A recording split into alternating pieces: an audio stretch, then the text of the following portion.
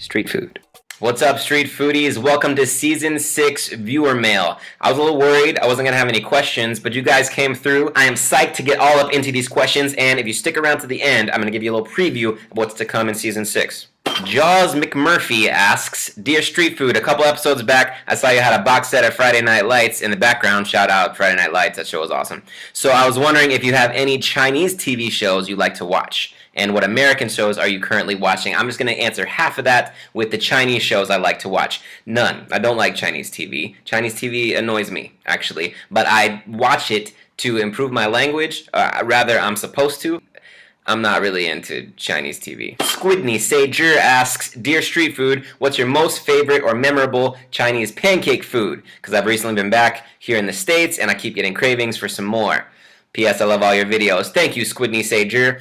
My favorite Chinese pancake snack. Pancake is what they usually say when they're talking about like a flat bread, and it's got to be jianbingguozi. I come back to it all the time. It's awesome. There's so many variations of it. I definitely like it with potatoes. If you want to see my favorite jianbingguozi, you can check out Street Food Supplements that I did right between Season 5 and 6, and you can see where my favorite one is, or was. That guy hadn't been there in a long time, and it's sad again. I'm a Kappa asks, Dear Street Food, do your kids like Chinese food? Or what do they usually eat? That's a great question. I got one daughter who will eat anything, and she loves Chinese food. She prefers Chinese food. I have one who's much more picky, and she loves rice, thankfully, because there's lots of that. Here and there, throughout the seasons of Street Food, I've addressed how we try to deal with feeding our kids when we're eating on the street. It's not always the easiest thing. We try our best to show them as much grace as we can. We make a lot of cheese sandwiches and that kind of thing. Gabos Iron Fist asks, Dear Street Food, where is the sewer oil episode? LOL. Here's the thing, I can't really do an episode about sewer oil. You know, what am I going to do? I'm going to walk up to a vendor and say, hey, did you cook this with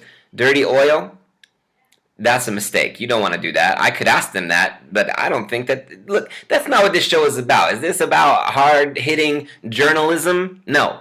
Okay? I'm not trying to get kicked out of this country. I'm just trying to enjoy the food in this country. Now, gutter oil, how much of a problem is it? It depends who you ask. It depends where you live. And, I mean, who really knows, right? Because who's being honest? In case you have no idea what I'm talking about, Gabos Iron Fist is bringing up what a lot of people have brought up, this story that was in the news about how some street vendors were using recycled oil that was, in some cases, gotten out of gutters that were also full of, you know, like sewage.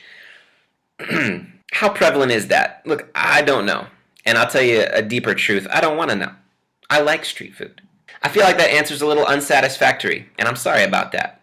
Moving on. I had several rare food-related questions. First, we got Cake is a Lie, who asks, have you ever been to or seen one of the black markets for exotic foods? No, I've definitely never been to one. I couldn't afford it. They wouldn't let me in anyway because I'm a foreigner. I've heard of them. They definitely exist, but it's only for people with a lot of money. When we say black markets, I mean they're eating foods that are illegal to eat, usually like endangered species and stuff. There's all kinds of ideas out there, not just in China, but in other places, about how eating this kind of food will give you this kind of benefit. Synapsis asks, is the shark fin industry a common thing where we're located? It's not. We're not near an ocean, and shark fin soup is not a part of the Shanxi cuisine. When I was in Thailand, to be honest, I saw tons of shark fin soup in the Chinatown area. Most of it was probably fake, is what I was told. But around here, it's not a big deal. Tangerine Lemons wants to know if I've ever come across those fake eggs everyone was so scared of for a while, or were they just some kind of old wives' tale? I looked this up. I saw that in Chengdu, some people had reported about it. This is several years back. Here's what I'll say. Every egg that I buy in the store still has some chicken feathers on it from where it was shot out the chicken, if you know what I'm saying. That's a real egg, okay? When it comes to eggs on the street, I can't know for sure, but as far as I know, they're all legit. Finally, in the sketchy food question department, we've got one from Luca Maggio Caccio,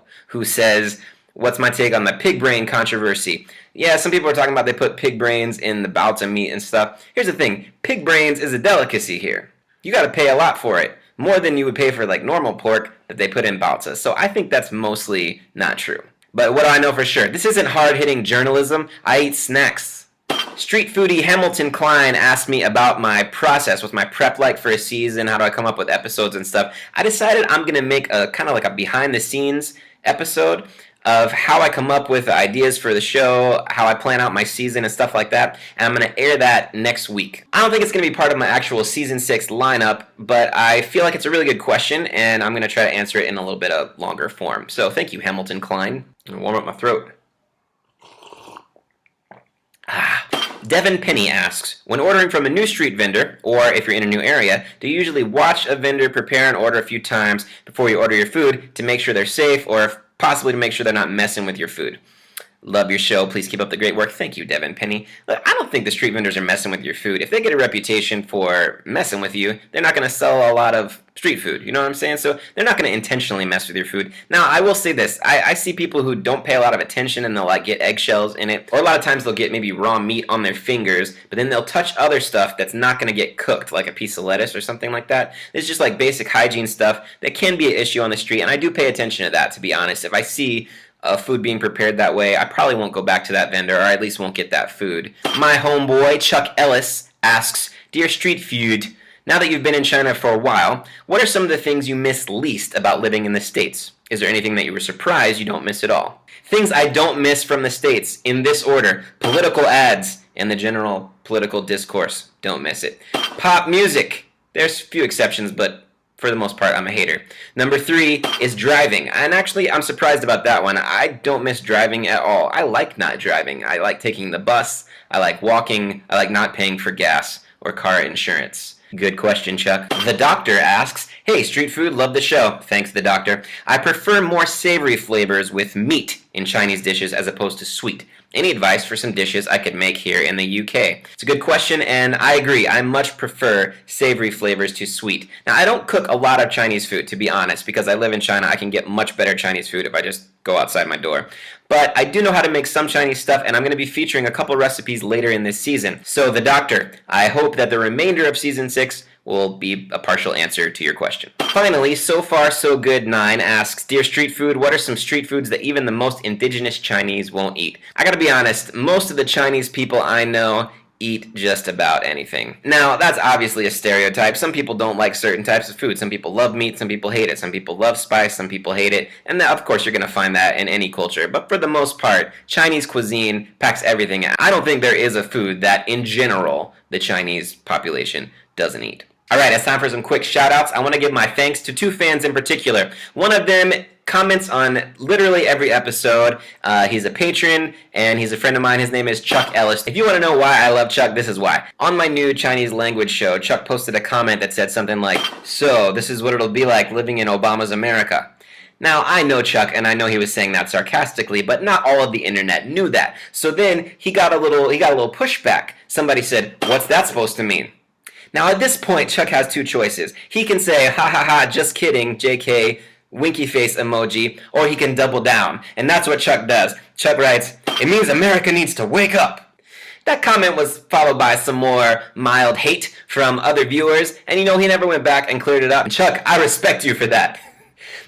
Personally, I would have put the winky face. I don't want people thinking I'm an idiot. Shout out number 2 goes to another fan named David Atkinson. Now, David almost never comments on YouTube, but he shares my show on Facebook every time I put one out, without fail. If only one person shares it, it will be David. And I really appreciate that, okay? Because the only way this show is going to get more views is if you guys, my street foodies, share it. I've had a few people ask me, is there anything I can do to get more views, like rename my channel or tag the videos differently? I'm pretty much doing everything I can in that realm to get views. What I really rely on is word of mouth, you guys sharing it, so I really appreciate when you do that. Now, I have a patrons-only exclusive video, which is dropping right now on my channel, but here's a little preview for the rest of us.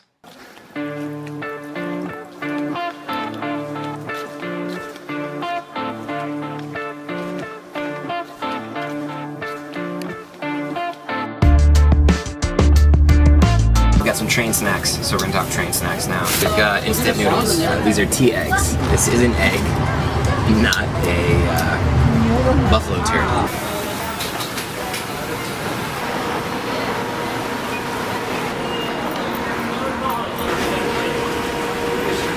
Straight up eating it on the street right now.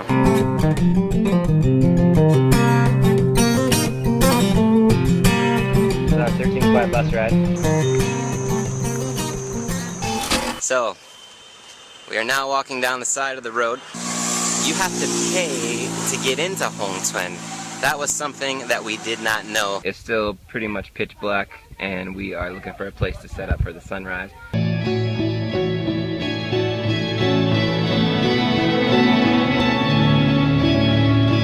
Oh, that's enough of that. If you want to see more, visit patreon.com/streetfood. Now, I'm going to release that behind the scenes video next week. Then after that, I'm going to take 3 to 4 weeks off from Street Food so I can finish out my 太麻烦你了 Chinese language show. After that, Street Food will be back every Friday until we finish out season 6. As always, thank you for watching, and until we're back, keep eating it on the street, watching out for the parasite. Street Food. We've got Luca Maggio Caccio. That's what it is. Question from Luca Maggio Caccio. Maggio Caccio.